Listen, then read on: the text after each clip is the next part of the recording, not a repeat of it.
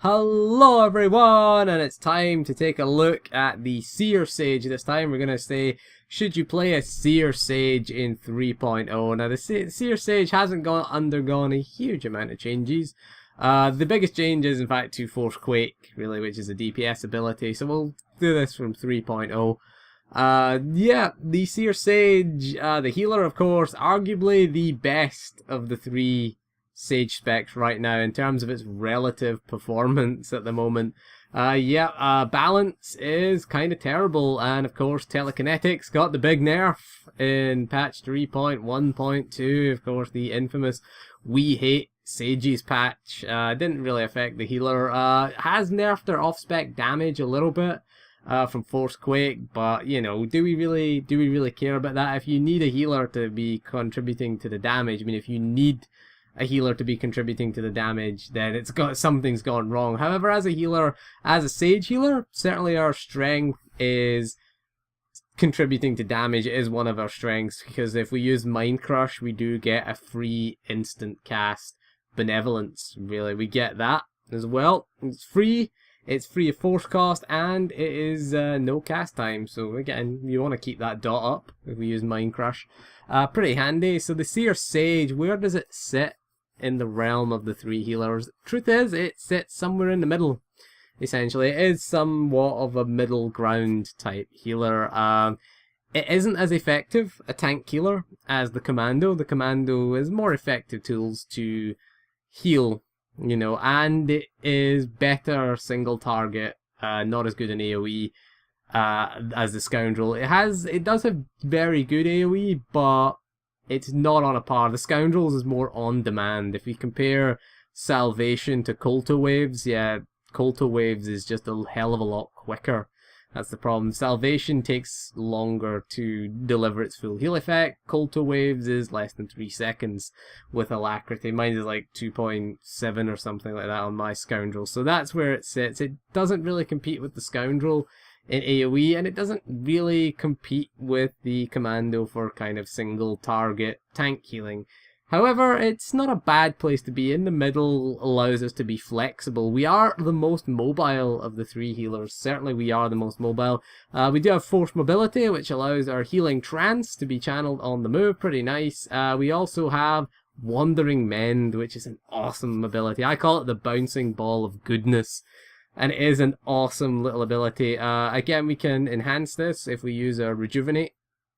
If we pop that on, and it will bounce instantly. So basically what happens by default is you put it on a target, and when the target takes damage, it will heal the target and then bounce to the next target. However, if you use it with Rejuvenate, it will just bounce to the targets instantly, and it is awesome. It bounces, it doesn't wait for the target to take damage, it will bounce to the 4 targets. It only targets 4, but because Salvation is our basic major sort of heal, Salvation is not the best of heals. Now, it used to be by far the best AoE heal. The problem is in 3.0 that we are moving around a lot, and Salvation is a pull on the ground. Wandering Mend does suit that need. We do have the best burst AoE healing, you have to say. If you combine that with Force Potency, Wandering Mend is pretty awesome for burst AoE healing, so we are the best for that. The only downside is it only hits half the raid if you're doing 8-man, and you know, a quarter of the raid if you're doing 16-man. That is the only big kind of downside to AoE healing. As for a single target, it is pretty nice. Like I said, mobility is our thing. You know, we've got Force Mobility is a utility that you should take. I'd say it's mandatory. With the amount of movement in some of the raids and flashpoints in 3.0, again, you can just use that Healing Trance on the move. You also get the free instant cast Benevolence, which is pretty nice. You also get the cast time reduced on Deliverance as well, with Rejuvenate as well. Rejuvenate is kind of the thing that you want to be keeping on everything. You want to keep Rejuvenate. Rejuvenate you're going to be using on cooldown just because it brings so many benefits to us. It just gives us so much benefit. There's so many benefits to Rejuvenate. Being on the target, it improves our crit chance, it makes our bouncing ball heal instant. It is a nice healer to heal flashpoints with, actually, because we are that flexible healer. We do of course have our damage reduction. Of course, we should mention that. Force armor, very important that we keep it on at least the tank or a DPS that's about to take damage. If you think about Master and Blaster, if you look at whoever gets the blue circles, if you look at, there's 4 blue circles generally that go out, and there's a little mine that's placed on you, or a little explosive charge that's placed on you and detonates. If you get your force armor out in time for that, brilliant. You know, it's gonna absorb a lot of damage, and again, that's what sages tend to be used for. They're good at preventing people who are soaking damage from, from taking too much damage. Again, not so huge grenade on Sword Squadron is very similar. Underlurker, we tend to be, we're okay. We're okay on Underlurker. The problem with Underlurker is that our Wandering Mend has a very long cooldown, and we get pushed out of our salvation as well. So, it's a little bit tricky on the Underlurker. I would say the Commando certainly is a hell of a lot better than the Sage, I would say, for AoE healing in that fight. And the Scoundrel is the Scoundrel healer. They're the masters of healing Underlurker, honestly. They are just so awesome. They're on demand, almost on demand with their 6-piece set bonus. AoE healing, they're on demand. Cold Toe Waves, it has such a short cooldown, and you'll be using it pretty much on cooldown in Underlurker. Particularly if you have melee DPS, you will be using that as a Scoundrel, but we'll save that for the Scoundrel video. But yeah, the Sage is pretty decent. The only real weaknesses are if Rejuvenate, if we've got that on cooldown and someone takes unexpected damage, then, we are maybe going to struggle a little bit. You don't really want to pop things without Rejuvenate. Although I'm saying that, don't wait for Rejuvenate to come off cooldown if something's about to die. We are always the best DPS of all the healers. I mean, certainly our healing rotation, our healing priorities, you should be putting up things like Mind Crush. Again, we want that free instant cast Benevolence. It can proc off other things, but it is a guaranteed proc off of Mind Crush. So get that up at the pool. We tend to put that up on the boss, or whatever we're fighting, one of the ads or whatever. And again, then we start doing, and again, we can do AoE damage as well. And then we start doing our healing, I should say. And we can do fairly decent AoE damage as well. Of course, Quake has been nerfed a little bit, but we've got that as well. We've also got our little pushback AoE heal, which you got to be careful when you use. You tend to piss off tanks if you use that. Bear in mind, if you're an assassin, your rotation is just to spam overload. Just bear that in mind. That is your rotation. That's the ultimate pro assassin guide. But again, it's not a very good heal, but we tend to take it because it's in the bottom tier. It's not like the Mercs one, which is in the masterful tier. I can't remember. Is it the bottom tier? I can't remember what it's called of the utilities, but ours is in the top tier, so we can just take it.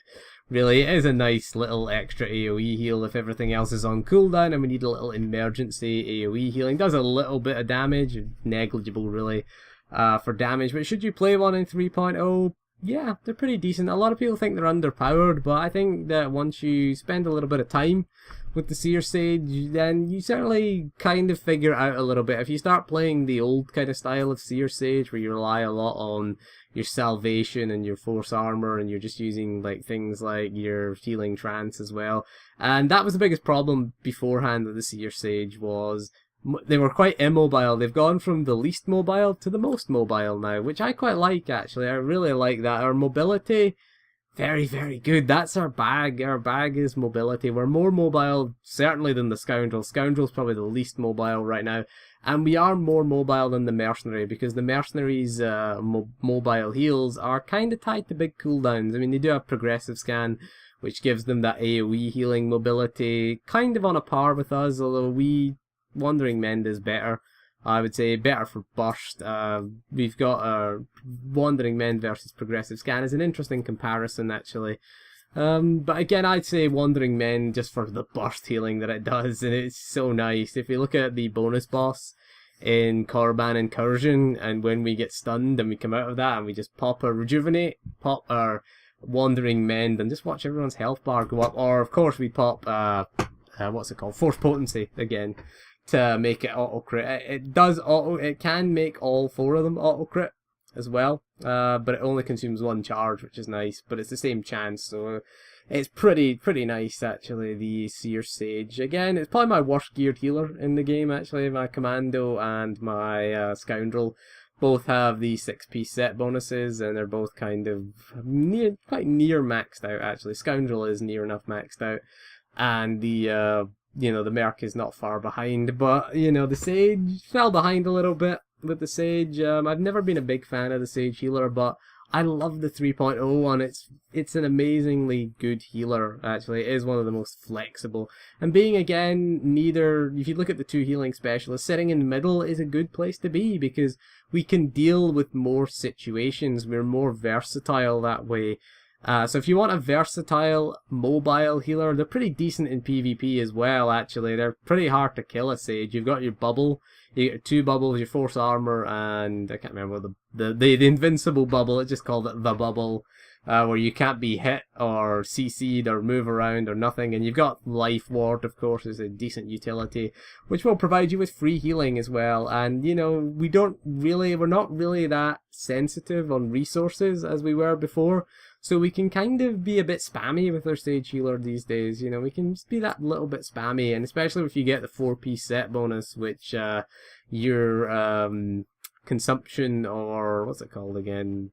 Noble Sacrifice, will consume no health, which is a pretty nice thing. I only have the 2-piece at the moment. The recording of this video, I didn't have any set bonus, but I have the 2-piece right now. I really want that 4-piece Sage healing set bonus. It's awesome. I mean, we can just be so spammy with our heals, because resources are not huge. It used to be you'd always be like, oh crap, where's my force? Of course, we get 600 force by default now, and our heals generally cost less force to cast, you know, so that's pretty nice for us. And again, should you play one in 3.0?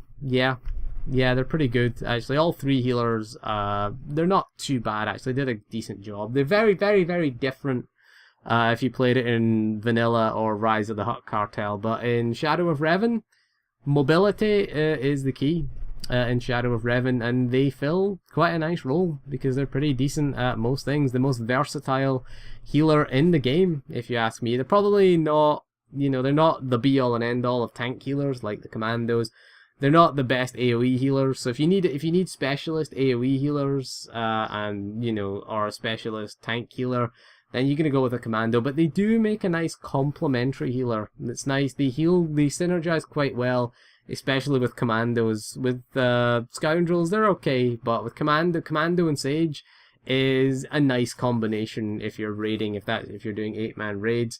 Having a Sage is still pretty much, yeah, they're still pretty viable. Sage healers, they are pretty damn good, because they do bring that, again, versatility. That's the word, that's the buzzword for the Sage healer. That is the corporate PR bullshit buzzword that we're going to use. Versatile, that is the Sage in a nutshell. So anyway, thank you for joining me, and I'll see you again soon, and goodbye.